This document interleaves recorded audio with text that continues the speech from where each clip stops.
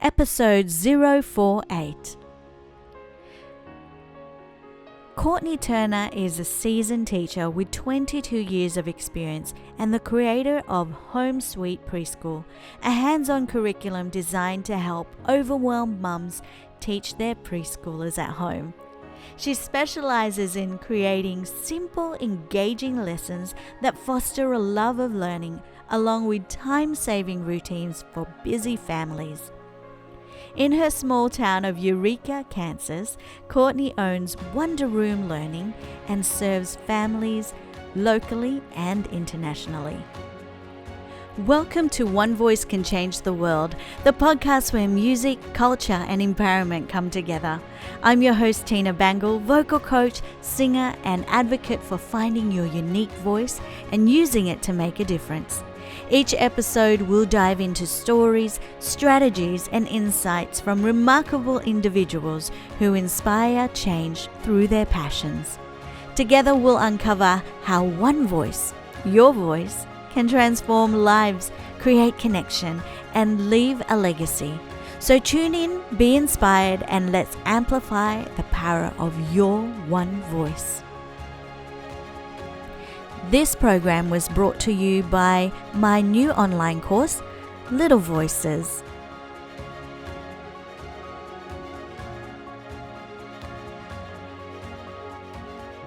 Hello, everybody. Welcome to the One Voice podcast. I'm really excited to have our next guest here. She is such an amazing person, and her name is Courtney Turner. She is the founder of a preschool called Wonder Room, and also she is the founder of Wonder Room Learning. It's an online platform that gives you amazing resources that she wants to share with parents and teachers. So welcome to the podcast, Courtney. It's really lovely to see you. Thank you so much. Thank you for having me. You're so welcome. Yeah, I'm really excited to chat to you. I'm so happy that we got to meet during our cool bundle that we just offered, Yes. our parenting bundle, but also we've been working together, helping each other out on the back end on how to create our online courses. So that's very exciting. We have, yes. So Yeah, it's nice to talk to you just in a different atmosphere now. Yeah, I wanted to share your work, learn more about you, and share your work with our audience. So, can you tell Yeah. us a little bit about what you do and who you serve? Yes. So this is my 22nd year teaching, and I just moved out. I'm actually outside of a tiny town, and I just moved from like a bigger city where I owned a preschool age program there outside of my home. And there, I always had enough students there to have in-person program. And then we moved here, and there are not that many students here. So I do own the only private preschool here, but there just aren't enough kids to serve and teach for as much time as I normally do and as much as I'd like to. So I decided to take my business online. I still serve in person and own Wonder Room Preschool. So I went online. I had to get a little creative using my skills and my experience, and trying to figure out how else I can help moms and families and kids online. So just I can reach out into parents anywhere. Yeah, that's awesome. And I've seen your Yeah. resources. It's lots of fun, and yeah, you get lots of amazing comments and feedback from your work. So, and also thank you so much for purchasing my children's book, My Lolo. Oh, we love it. My daughter, I was looking through your emails yesterday and downloading some of your lessons, and my daughter saw your name go by. She was looking over my shoulder. She said, "That's the lady that wrote My Lolo." She was the first one to read it when it came in the mail. She loves books. So Oh, that's so you're famous in our house. thank you. Oh, that's Yeah. so cool. That's so cool. How old is your daughter? She's 8. Oh, yeah, yeah. Oh, wonderful. Wonderful. Yeah. Yeah, so you wanted to share some tips and some ideas on how to help kids and parents during their routine in the morning and nighttime. Yes. So I created a curriculum, and it's the curriculum that I use in my classroom. I couldn't ever find exactly what I wanted in a learning program or a curriculum. I wanted something that was like hands-on learning because we know that's the best strategy for little kids, well, for any kids. And I wanted something also that was like simple to plan, simple to set up, simple for kids to understand. But it didn't exist anywhere. I couldn't ever find exactly what I wanted. So I created my own. And then from talking to moms, I found out that moms want the same thing. They want to do maybe not the same amount of learning activities that I do, but they want structured learning activities for their kids at home in short amount of time that don't take longer to set up than they do like for their kids to be engaged in. So I customized it a little bit so that it could be used at home. And that curriculum, I call it a learning program because the word curriculum can be a little intimidating if you're not a teacher. Mm. So I created a learning program called Home Sweet Preschool.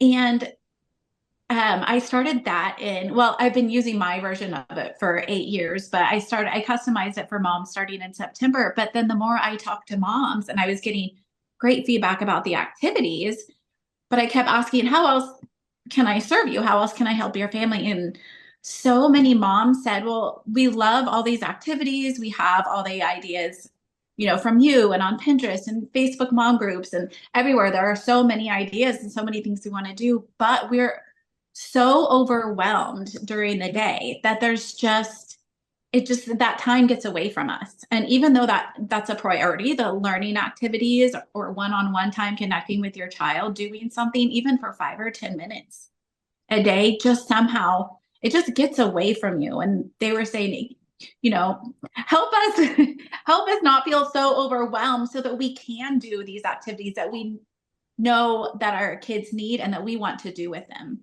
Yeah. So, and it wasn't, my kids are 5 and 8. So, and I was a stay-at-home mom until actually this year, and I started working more. I was actually a work from home mom, I guess. But my son, my youngest is 5. He started pre-K this year. So I do have half a day now with kids out of the house. So I'm not as overwhelmed as I always was, but just talking to moms and hearing them, how they feel in that moment of being overwhelmed, just reminded me of how that felt. And I just remember like staying up so late every night because that was my only quiet time. Mm. And feeling like I was so busy doing stuff all day and, just keeping kids alive and the house from burning down, all the basics. Still wasn't feel like I wasn't getting anything done. And I didn't get the things done with my kids that I wanted to get done. And then I stayed up too late, and then up in the morning and I was grumpy because I stayed up too late the Yes. night before and said, okay, tonight's going to be different. I'm going to go to bed early. And then the Mm. next day we're going to get our like learning time and we're going to start these great routines. And I have a great plan, but it's so overwhelming when you're in it that you can't really like plan your way out of it. So I created, what's called a picture schedule, and I created a whole kit. So it has instructions. It has templates for a morning routine and an evening routine, and then pictures to fill in so that your child can access it and understand the routine. And you choose your pictures, tasks that you want to be part of your routine, and you put them into that template, just 3 or 4 tasks. And that way you can see the routine and your child can see it. And just having a simple morning routine and evening routine can change your day, and it can change how you operate, and you just get some of that time back and have less overwhelm at least the beginning of the day and at the end of the day. Yeah. Yeah. And it does start at night, doesn't it? It It's does. like It the always next starts at day. night. The next, yeah. Like all the guilt, but also like this is so nice and quiet by myself. And yeah, Yeah. Yeah. And then having that intention, I think that's important. What you're showing to yes, the parents is like, okay, you got to set yourself up for success.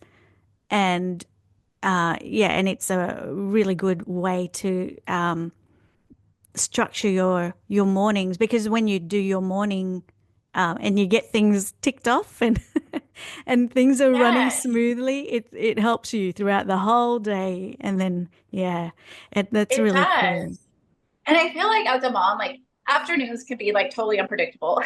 Like a kid may not take a nap, or you have to go to the dentist, or the dog's sick, or whatever. Afternoons get crazy. No matter what your plans are, something happens to throw the day off track. But if you can start the day you want to start the day, the way you want to start the day, and end the day in a peaceful way, it just Yes. it changes your whole outlook, and it changes how you feel at the end of the evening after the kids go to bed. And when you reflect back on your day and you feel like you accomplished at least something that you wanted to accomplish. Yeah, exactly, exactly. So what are some of the things that you have in your pictures? What are the pictures that you've added? So a routine, the routines that I encourage moms to set up are just like 3 or 4 short tasks. So maybe the whole routine is like something that is like 20 minutes. It's not like a 3 or 4 hour, like you'll your whole morning routine. So it's maybe like wake up, brush your teeth, get dressed, eat breakfast, and then we're going to sit down and have our learning time together. Or maybe in the evening, this is the order that you get ready for bed. Brush your teeth, put on your pajamas, pick up your books, and then we read a story together. So those things that I mentioned are options in the pictures.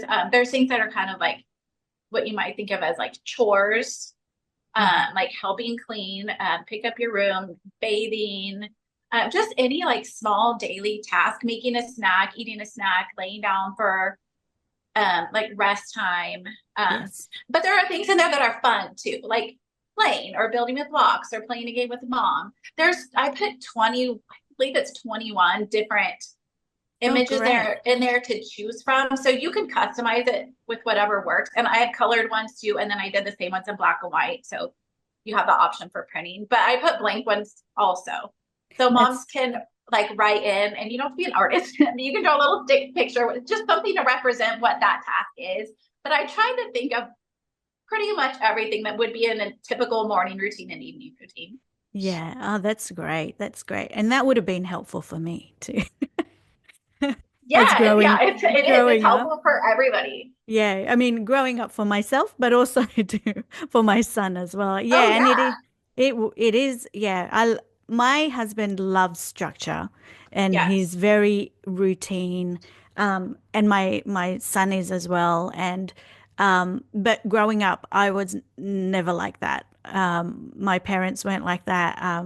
Weren't as structured. But yeah, I think it's very helpful what you're teaching the parents and how that can be rewarding for the kids as well, and rewarding for the parents to say, okay, we achieved something today.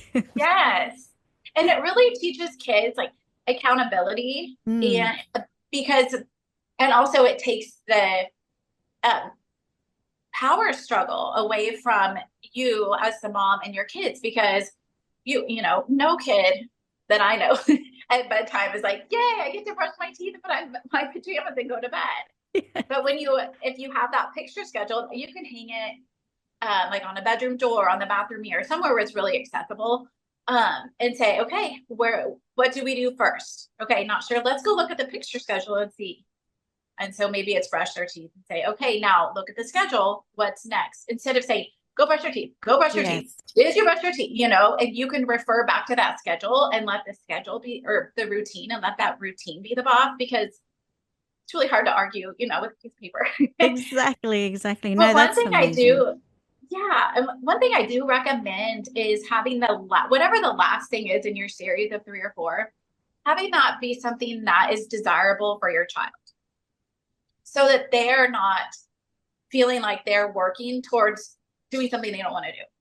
So I wouldn't say at bedtime for the very last thing to be like, go to the bathroom, or, something that's just like, I had to brush my teeth and put my pajamas on, and now I'm going to the bathroom, and then what? It's like, it's not very motivating. And I don't mean to put in like a reward. I don't mean to put in like a TV show or a movie, as the last thing. Mm-hmm. But what I like to put in as the last task is reading a book together.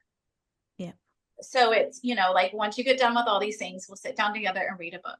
I mean, that has a ton of benefits, but it also gives kids that like sense of safety and security, knowing that that's going to come at the end, that they're going to get Yeah. rewarded with that like love and time, one-on-one time with parent. with their parent. Yeah, yeah, Yeah. that's beautiful.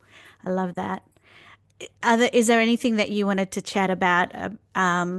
Anything that pops into your mind that helps parents, with their end of night routine? Anything else, or in the morning as well? Yeah, I know in the morning I'm in some mom groups just for myself. I mean, my kids are still pretty little. And a lot of parents are asking, how do I get my child to play independently? And it's a hard thing to teach because like we want to get stuff done. Like we're moms, and we also want to have time to just, chill, Yeah, which that never happens, right? Till like 10 o'clock at night. But we want our kids to be able to play independently. We know it's good for them, but also like we need time to do something else, even if it's just to unload the dishwasher. yeah, And it's not telling a child to go play by themselves or independently. Some kids that works for. Like my daughter, I can say, okay, just go play by yourself for a little bit, and that's just her personality. mm, But my son, and I know a lot of other kids, if you say go play by yourself, then it's I don't want to, or I don't have anything to play. I'm bored. When can I stop? Can I come out now? Can I come out of my room? But if you build that independent play into a routine, and don't put it last, because then your child will think it's never going to end. It's just based on mm, the visual. If they see that at the end, they don't know that the end is coming. I would put it somewhere like second or third in a routine so that they can see, okay, I'm going to every day after I, eat breakfast or, whatever it is, get dressed, I go play by myself until it's time to have a snack or until it's time for that next thing in the yeah. routine. And so it doesn't become something where you're saying you have to go do this right now. This is part of our day. It's time to go do that. That's It just that's so cool. changes. They're doing the same thing, but it changes like the control of it. And do you set up tables for them in your living room where there's like a place where they can just go to for their Lego or their craft, or is that Yeah, I what think you that mean? just depends on the kid. Like my daughter will like go to her room and play with her little unicorns and read a book. My son, he likes to like move and like do big stuff. So Yeah. he'll find something to do. He'll like bring his trucks out into the living room or the sunroom. And, it doesn't, you kind of have to go with like your family setup and like what your kids like to do. Yeah. Um, it just depends on your kids and like how you have your house set up. But to me, like Yes. for my kids, as long as they're doing something by themselves, like they know their boundaries as far as like making a mess and how loud they can be. But as long as it's by themselves, it doesn't necessarily have to be sitting at a table and quiet and, Yeah. you know, doing something specific. It just needs to be something they're doing Yeah. independently like by themselves. Great. Yeah. With my music classes, we used to have a time called quiet time, and it Uh-huh. was a time to just kind of relax. The parents used to sit and lean against the wall, or they'd Yes. just lie down and just chill while they let their kids just either explore instruments or look at different books. Um, yeah, so it was that time to teach the kids that they're going to be okay, and they just need that respite from the activities that you've been Yes. doing. Mm. Yes. And I love that too, is sometimes kids, especially younger, but I mean, older kids can be like this too. It's just their personality, but they'll play them by themselves if they have that security of their mom or their parent being in that same room. So independent play, it doesn't have to be in the playroom or in their bedroom. It can be, at the kitchen counter Mm. doing something while mom is, doing whatever mom has to do. Yeah, yeah, great, great. Yeah.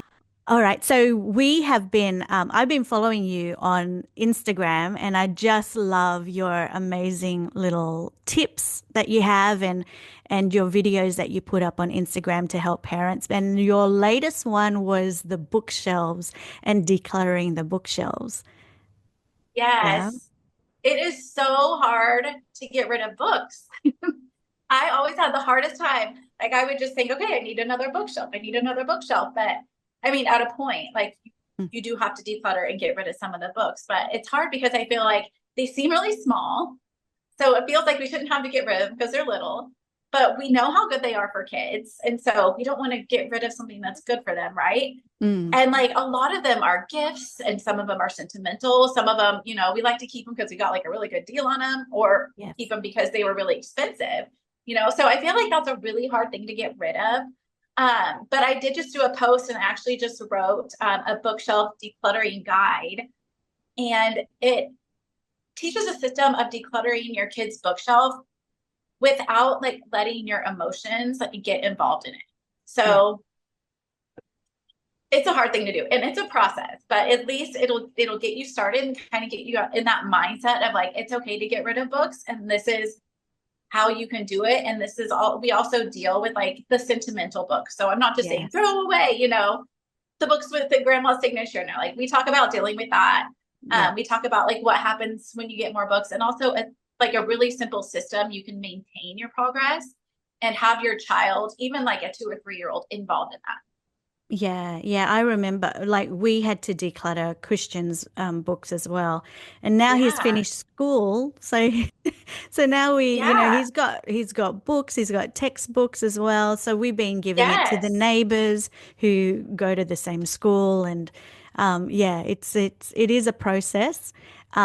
It's very we have sentimental books that we've kept Yes. that remind us of how much he loved the certain books.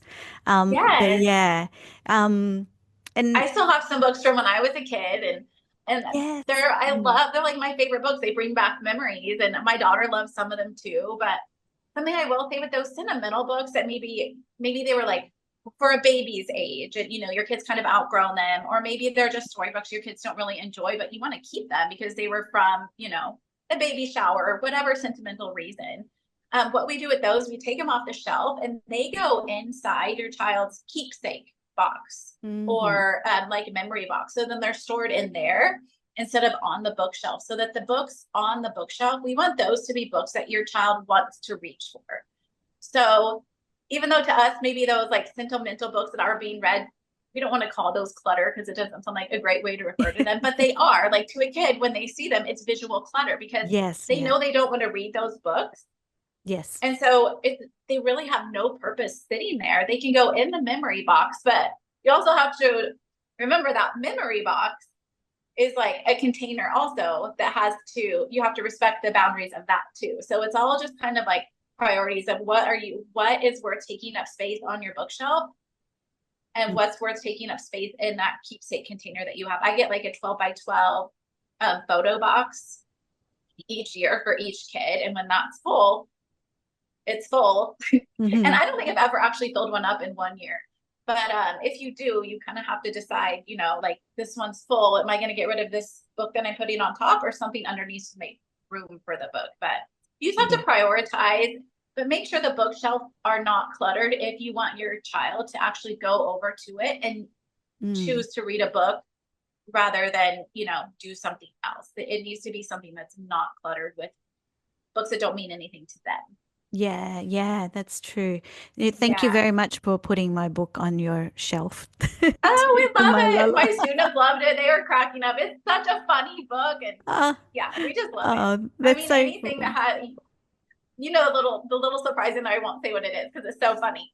But I mean, anything that involves that, like, I mean, you're going to get a laugh and kids are going to love it. So, and the Yeah, illustrations are so fun. It's just a great, fun um, book to read. They get to thank like you. interact with it and make noise. And yeah, it's Yeah, so they fun for love it. preschoolers. I was reading it to my kids in the preschool and they love it. And Yeah. yeah, they love making the sounds. Yes. That's the Yes. best part. And the Yes. dizzy part, the dizzy, Oh, dizzy, yes. getting Hmm. dizzy. Yeah. Yes. So Yes. no, it's been fun reading it and seeing the feedback that I'm getting. It's really cool. And But yes, anytime you like actually interact with a book and do something that, that's in the book and involve like your voice or movement, I mean, that just like to kids, it just makes books like magical. So yeah, I and love it that. that's based on my my nephew's well, he brought oh well we had like the grandfather and grandmother come to one of my lessons, well, my parents, and then my nephew the way that they were he was interacting with my dad in that lesson, the book is based on that. Um, because he was just doing like the funny dancing, and it was just really lovely Yes. and sweet to see. Yeah. Yes. Yeah. Yes. So what so yeah, I just love your videos on IG. So make sure that you go and check out those tips that Courtney shares on IG. She's really entertaining. I like your Oh, thanks. I really like your videos. So I have a question that I ask all my guests, Okay. and the question is, what is your obsession at the moment? Okay. Okay. So dog lovers are probably the only people that are going to understand this, but like I'm obsessed with my new dog. Oh, We foster and rescue dogs, and we've done, I don't know, like around 30 dogs. And but we just adopted our own puppy, and it's been, I don't know how long it's been, like 6 weeks maybe. And we had just, one of our dogs had just passed away. So we just adopted this puppy. We named her Bowie. She's ours. We get to keep her, and I am like obsessed with this puppy. Like it's oh, been a long time since I've just like really like fallen in love with a dog. And like I don't even want to leave my house. yeah, yeah. She's just like super scruffy and cute and like really sweet and cuddly, and but also really playful. And actually um I did, when I was a classroom teacher, I had a dog that he was my personal dog, but I trained him as a therapy dog to work with my Oh, students. I wow. taught special ed, and Yeah. I've always wanted to have another one. He passed away. He was old, and but Mm. I think Bowie, our new dog, I think she will make an amazing therapy dog. So when she's old enough, she has to be one to get certified. I'm gonna get her trained and certified, and bring her to my preschool classroom. So Oh, hopefully that's she'll be a little Wonder Room learning dog. She can be a wonder dog. yes. Yeah, Wonder Dog. That's so cool. Yes. And so how Yes. does that work? How do you train a dog to be a therapy dog? Because I feel like Gloria, I don't know where she's been roaming around somewhere. Yeah, I saw her a little bit. Yeah, I feel like she has this instinct that she gravitates to us when we're feeling sad, or if we're Yes. sick. She'll come and she'll just lie down next to us. Or she'll, even when she, like if a student feels sad, she'll go to the student and just sit and just be next to them.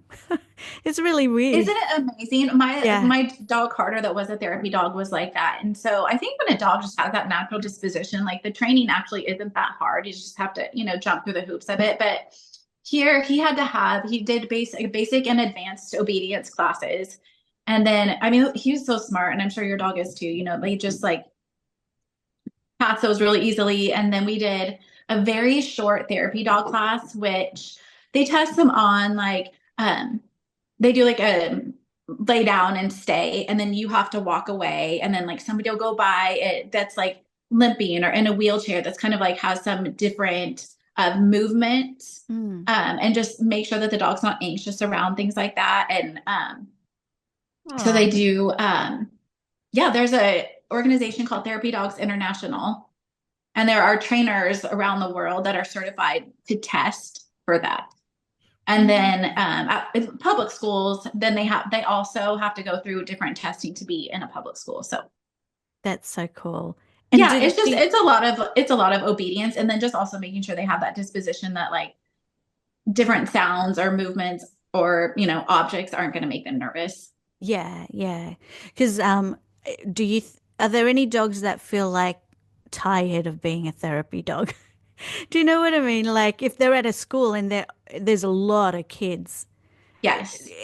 do you know, like if That's part of the dogs, training too. It's just right. being able to recognize like when your dog is overstimulated and needs Mm-hmm. a break. And my dog Carter didn't necessarily get overstimulated in that way. I taught special ed, so I only had a few kids at a time. Yeah, But as he got older, he was just like physically tired and worn out. And so he was right, like, didn't come as often because it was just too much for him. But yeah, that is part of the training, just right. recognizing like, and I think that you actually have to write down like the signs that your dog is showing you that they're ready, Oh, yeah. to shut it down for a little Yes. bit. I know, because my son was saying, I think that therapy dog that they have at the school, they had at the school, yeah, it was, it seemed a little bit, it was getting tired, and yeah, so that was Yeah, very, a little very therapied interesting. out. Yes, Yeah, that's that's a big right. job. It is, yeah. No, but thank you for sharing that. Your dog sounds very cute. She is very cute.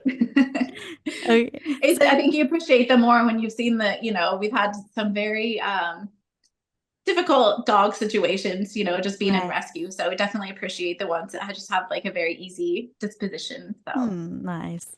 yeah, The so our podcast is called One Voice Can Change the World. And if I offer that to you, what does that mean to you? I think I think we underestimate like how powerful our voice is. And I think that everybody's voice, whether, like a child or an adult or, where you're from, I think everybody's voice is just like so much bigger and so much more important than we think it is and that we give it credit for. And Hmm. I think everything that we say, whether it's like verbally or written or like non-verbally or singing, I think it affects everybody around you. And like we have a choice of like how our voice can impact, how we can use our voice to impact others. Yeah, yeah. No, and But yeah, I just think it like we don't stop to think about like how big and how important our voices are. yeah. And just like for you, when I look at you, how much passion you have sharing the knowledge that you have as a preschool teacher and as a teacher, as an educator, as a parent, your work is is just that. It's like from you, your voice, but you're teaching the kids, teaching the parents, and it has that ripple effect, which is incredible. So, you're touching the lives of so many people. Oh, thank you. And so are you. I feel the exact same way about you. Oh, And thanks. I've always, since I was little, just admired like singers and music educators because that's something that's so out of like my ability and my comfort zone that like you like using your singing voice and your musical ability to like change people and like just bring like joy and just like Yeah. your light around you is like Oh, it's really admirable. So oh, thank you. Yeah, it's yeah. it's funny because I think music is what's helped me to speak. Because when I was younger, it was very difficult for me to assimilate into the Australian culture. I came here when I was 3. So, Oh, okay. I still have, like, it takes me a while, even now, to say my sentences and to say what I want to say. Because, Hmm. yeah, so singing really helped me kind of slow things down and then, yeah, articulate, learn language development. So it was it's now that I'm a parent, I understand like Yeah. how important singing was as a young child, you know. Yes, So, yes. Yeah. Yeah. so those karaoke parties that we used to have was good. At your house? Yeah, like growing up, because Oh, that's so fun. the Filipinos love to have parties, and then they always break out the karaoke machine, and everybody sings. So that's part of our culture. But So are your yeah, parents like talented singers? no, Okay. no, actually. They can sing. Mum has a voice, like she can sing. I think a lot of Filipinos, they love to sing, and they find it, yeah, it's just part of our culture where we just sing together.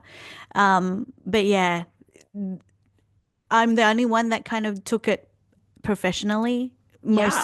Most of my family is either in the in nursing, doctor, accounting, and then I kind of took a different route. You're the artsy one. Yeah, The yeah. So performing arts. Yes. yeah, and it's been yeah, it's been so much fun. Seeing that it's just not about music; it's all about the child development as well. So Yes. yeah, Yes. and Yeah, and I think that's like important for you to like keep your voice out there because so much music education is just like getting minimized and disappearing and it's so important. So Yeah, thank I you. love that you Yeah. do that. Yeah. Oh, thank you. Yeah. So, yeah, and those books, like the My Lolo books, will have some activities that I'll share with you, Oh, so thank that you you. can use it for your kids in the daycare center. Oh, Oh, preschool. thank you. Yeah, yeah. Yeah. So tell us, before we finish off, are there any, how can people follow you? Are there any links that you want to share with us? Yes. So on Facebook, I do have I just started a private Facebook group. So the group name is Wonder Room Learning, and my Instagram is Wonder Room Learning. And then my email is hello@wonderroomlearning.com. So I try to make it really easy. Yes. And then I do offer the visual schedule kit that I talked about for free. And it is, you can download that at wonderroomlearning.com/front/schedule. Mhm. And then you can also download a free 1 week sample of the Home Sweet Preschool learning program. And it comes with a full week of activities and link to read aloud and music. And you can download that at wonderroomlearning.com/front/sample. Oh, sorry, front/free sample. Sorry. Excellent. Okay. So we'll have that in the show notes so it'll be Yes, easy yes, for people to find it and yes, click on it. So, yeah, yes. check out the show notes below. Is there anything that you wanted to share with us? Any last thoughts? Anything that you think we didn't touch on? No, I don't think so. Okay. I just really loved you inviting me to be on this, and it's been so fun just like talking and getting to know you. And thank you Yeah. very much. Oh, no, thank you for being part of Yeah. it. It's been really great to, I just admire you, the way that you help people, and it genuinely help people. I mean, we've been part of our um, pod, which we call our pod, during this online course learning that we've been Yes. doing, and you've been just so helpful, and it's really lovely to be surrounded by your enthusiasm and your light as well, Courtney. So thank you so Oh, much. thank you. I just sometimes say random things, but I try to be as helpful as I can. No, We're it's all in it together. yes, yeah, we're all learning.